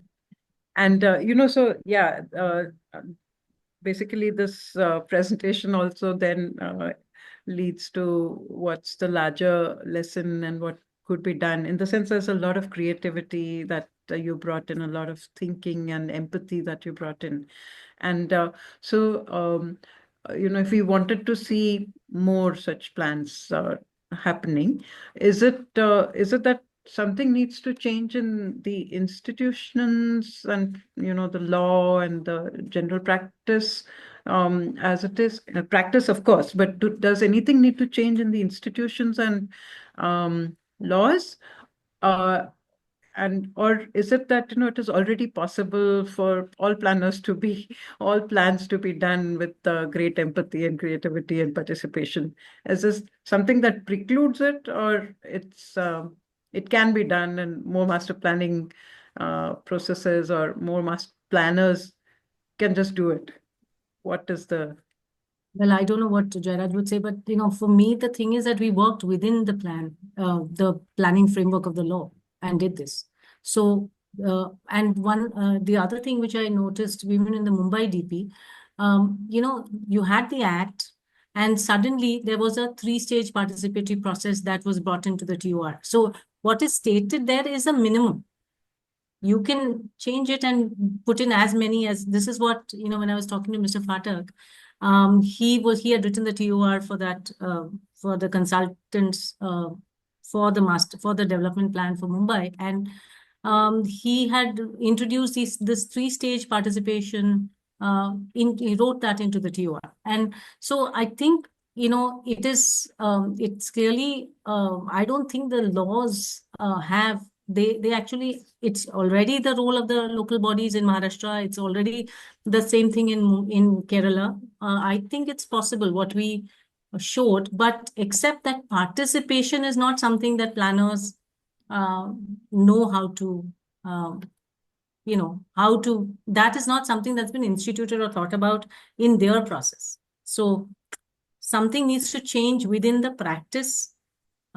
As what is the first step? It's maybe one is existing land use, but also talking to people, or also XYZ. So I think ward level consultation, this, that, and the other. I mean, how do we change the way in which we plan and introduce many more different steps, like what we tried to do, to understand place, So I think I wouldn't say that we need drastic changes. We can practice within the frameworks. Yeah. Jared, you had any? Yeah. Yeah, I mean, this is what we said. There is a context to what happened. It is not a few people coming in and let's make a participatory plan and made a participatory plan. There is social anxiety, there are social problems, there is an instrument. There's all of that happened within the Kerala town planning reality. And what Malini and I got to it is a larger understanding on Indian planning history and so on, in some sense. So in that context, to say, I think the 2016 amendment at the Town Planning Act is very significant, which introduced the local governments must do their own planning, or plans will be prepared for them, or should arrange for plans to be prepared for them, right? So that literally gives the so-called statutory right and responsibility to the local government to begin with. And I have not read in detail the latest Maharashtra Town Planning Act, but this kind of a commitment I have not seen in other town planning acts. So that's number one. And then of course acts and laws and all case law and everything is a mesh in itself, that how it connects and how it interprets, and eventually at the end of the day, what does a litigation say about a litigation process eventually end up in a ruling, and what does it say, right? And so there are obviously different acts asking for its own prominence within the world of the acts, which includes the Municipalities Act, the Town Planning Act, and the other Climate Change Act right now, the Disaster Management Act at central level, and then at state level, Kerala only has a policy, not an act, etc. So what we did is literally there were opportunities in each one of these legal instruments that we drew for this, and which became a context, which include the Municipalities Act amendment after the constitutional amendment. So Kerala Municipalities Act literally gives the responsibility to state government. The Town Planning Act also gives the right to borrow money from bank to make plans. Okay, but doesn't say you have to be given the money by the town planning department that is allocated for the local government, which money is used actually by the state government agencies, PWD, town planning. Everybody is using the money for the local government, irrigation department, etc., as their own department funding to prepare projects and plans for local governments, rather than giving it to local governments because of this question of, okay, there is no capacity here and so on. So, but that the act does not say money to be given, but it says you can raise your own money. You can even borrow. So that is a commitment which I think was an important part of the context here, and I don't know how that is in the other part. The second is that any of that will not actually give us anything, as we have seen. This is a draft plan adopted in 2021, and it's not to blame any institution or anyone in particular, but there are practices that gets habituated in governance. and so we have town planning preparing the plan, and that's how it is. And they came under immense pressure after Kerala floods. The High Court came out, what happened to plans on all these areas, and their capacity is few. I mean, 5 or 6 people preparing plans for 15 towns in 3 years' time. Imagine the stress and the difficulty and all of that goes. So these are all realities too. So within that context is also what happened here is that there has been an issue, and people came together, a collective formed, and they campaigned, and it was a continuous struggle and move through the process to create it. So without that kind of an initiative and then a struggle, so-called struggle, if I may use the word there, to create this, to realize the space enabled by the law. Here it's only a plan that is under adaptation consultation. It's not even adopted. It's going to be adopted more likely, but it replaces the previous plan that is enforced there surely. So it's a big change. But then there is questions, as we all are saying, implementation and on. It's a long way to go, but it's a continuous struggle to be getting there. But without that struggle, initiative, I doubt if laws can transform. And a good example in front of us is the constitutional amendment. How many years since it has happened, and etc. But also to say that the last point on that is, this is what I ended up with. Like every region has a thing that one can organize a context for the collective to really work with, preparing a drainage plan for I don't know, Pune, for instance, or a housing plan, adequate, equitable housing plan. I mean, why don't people come together and prepare it? And what happens legally later, we can see, but campaign with it. But alternate imagination has to be there, clearly formalized, and many ways it could actually be taken through the existing instrumentality, legal, institutional, and political capital and whatnot, which we have seen in some places people do. Remember, I mean, the park questions in many middle class neighborhoods in India. This is what happens. Literally, the imagination is created, taken through legal instrument and political capital, and then there is a park or a pond, lake question that happens in many cities, like Coimbatore, Pune, Bangalore, Chennai, I don't know, many places where birds come in now instead of the sewage, right? So these are specific imaginations and formalized and plans created and then taken through courts and political capital and then eventually implemented, most of it through government money only. So it is not possible, but it is a long story, and the collective has to be there. And yeah, that's my response. Sorry, long response, but no, thank you. Yeah, thanks a lot. Yeah, Minnie has a question. Minnie, you can ask a question, please. I will just a little too late. I'm going back to the agriculture question. Okay, so I mean, okay, 2 things. One is regarding agriculture, and another one is the question of participation. So agriculture in the Chittur area, agriculture does not represent Kerala agriculture in any way, soil, weather, or the patterns and all. So it's very interestingly what.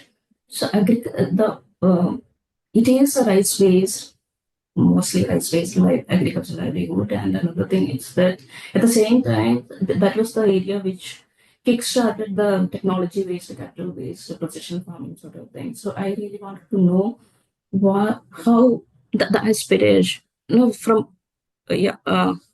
your experience while livelihood, what the generation or for the future planning, what is their idea about the food security question?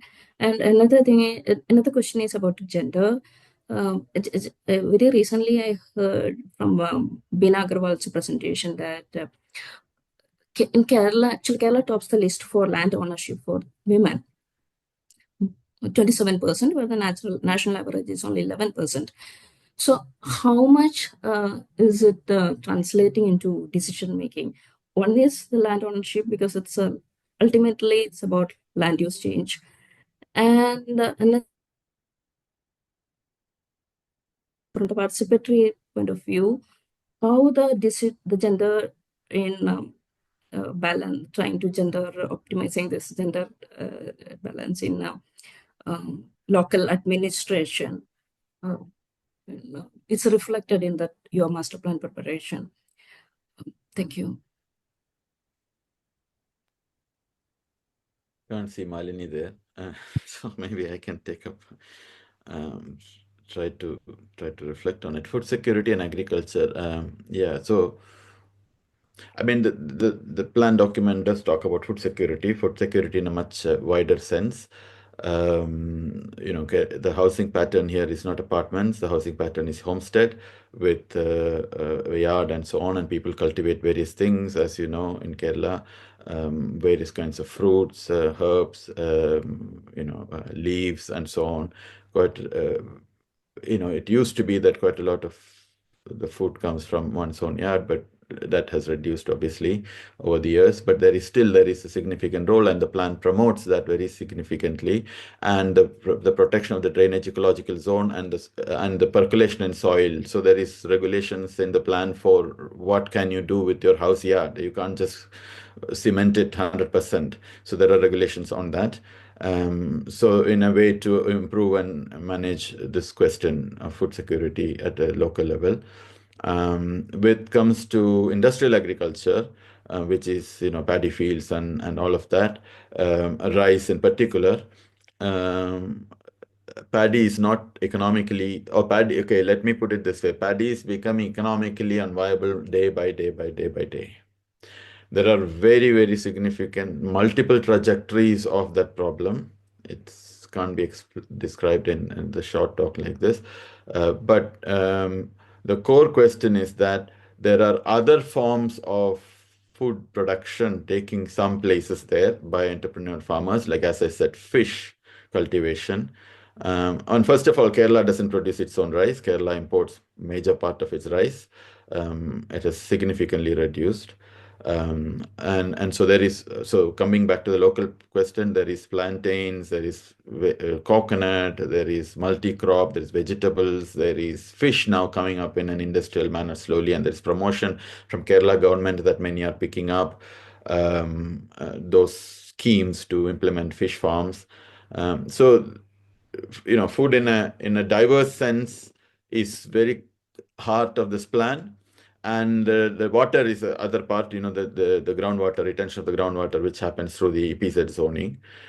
So looking at it from multiple trajectories, in both for industrial food production and at a homestead food production level, the plan addresses that.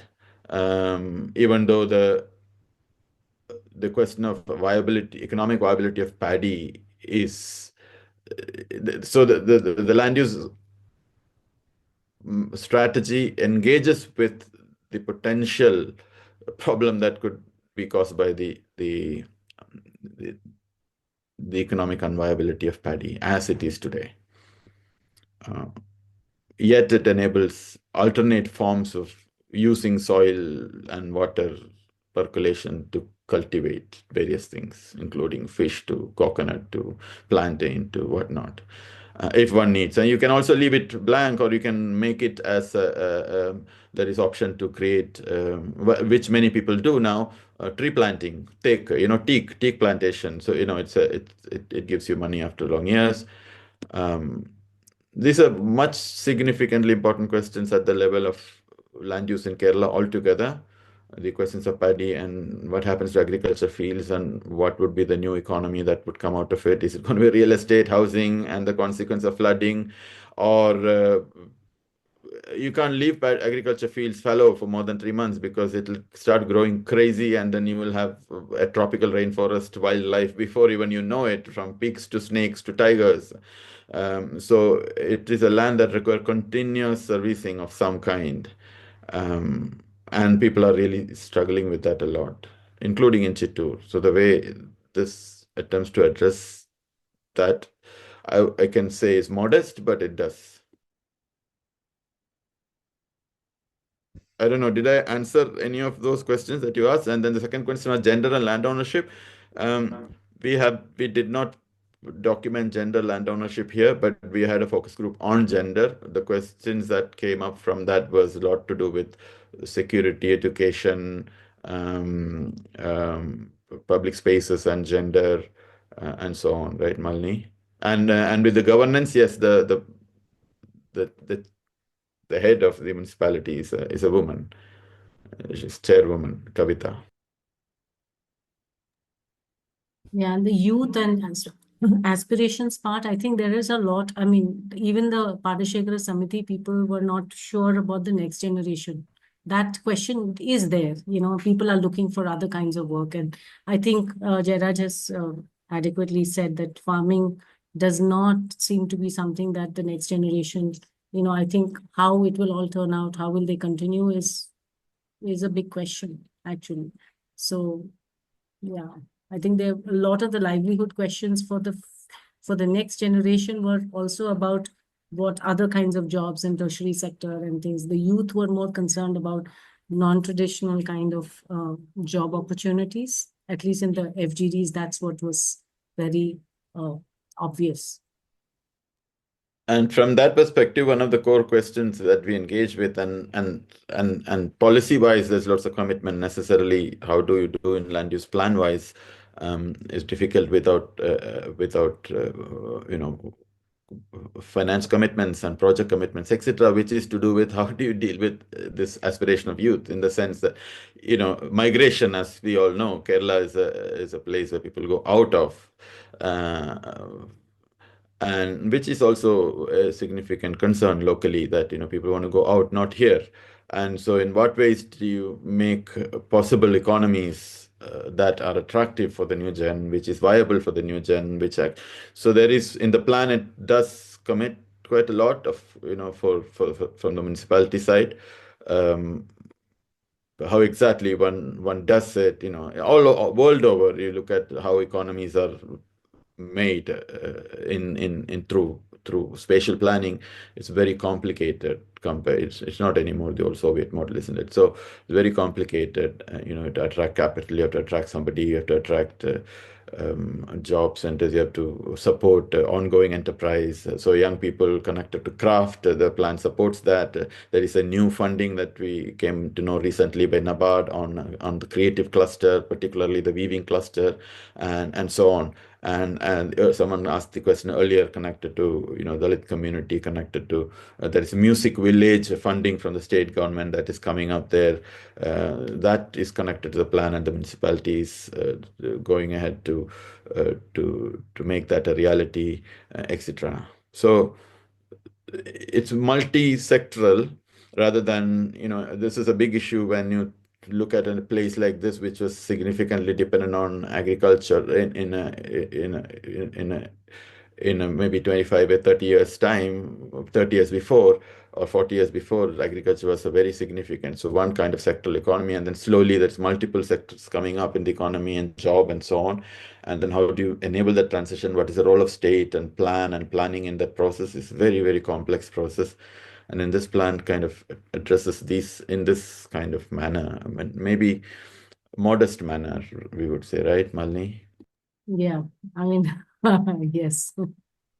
So I think I see one more question in the chat, which is Ratula is asking, wondering how ecological master plans can be mainstreamed.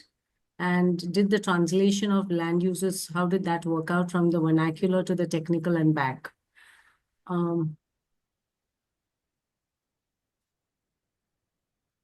Sorry, I didn't understand that.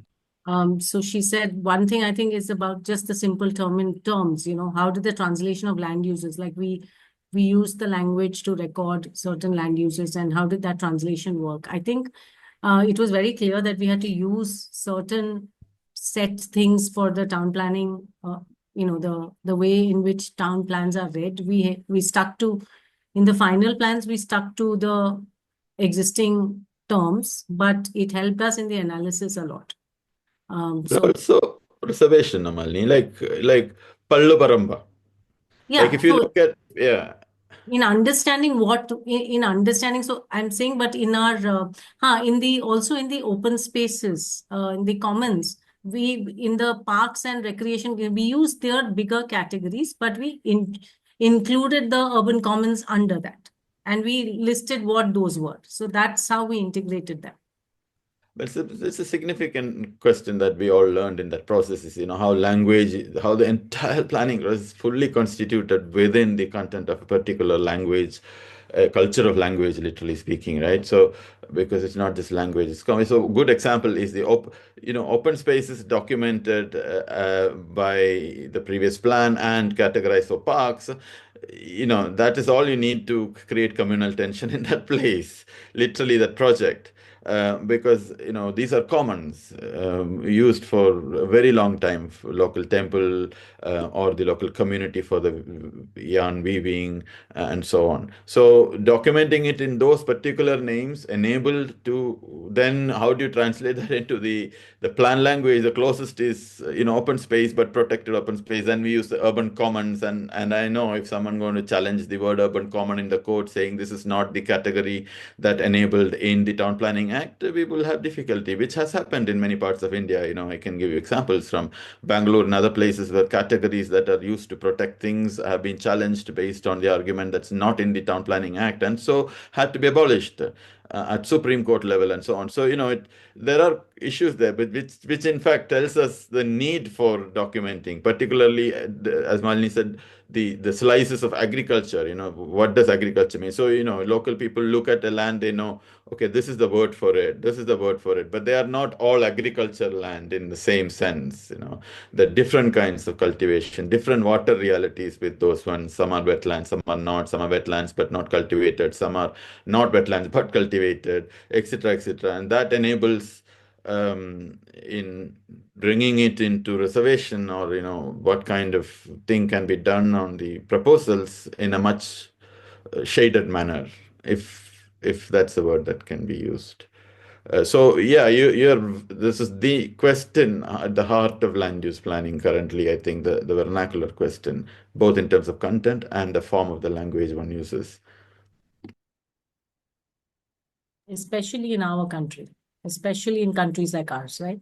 Where we are overthrowing, and we have overthrown for years the vernacular and superimposed it. Yeah. Like, you stand in front of that ground and ask, what is this to somebody? So the Pallaparambana. Okay. Now, to somebody else, it's an open space. So because obviously we work with open and built open, it's kind of from Nolly's plan idea in urban design, and then that kind of permeated into so many things. So I think there is a huge opportunity to think and work with in another manner.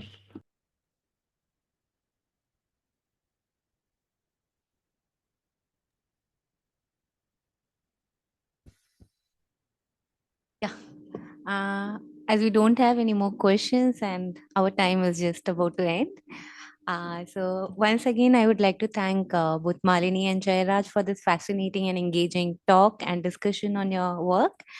Thank you so very much for accepting our invite and for this fascinating talk. Thank you. Thank you. Thank you. For this opportunity. Thanks. Yeah. Thanks everyone for coming. Questions. Thank you very much. Thank you.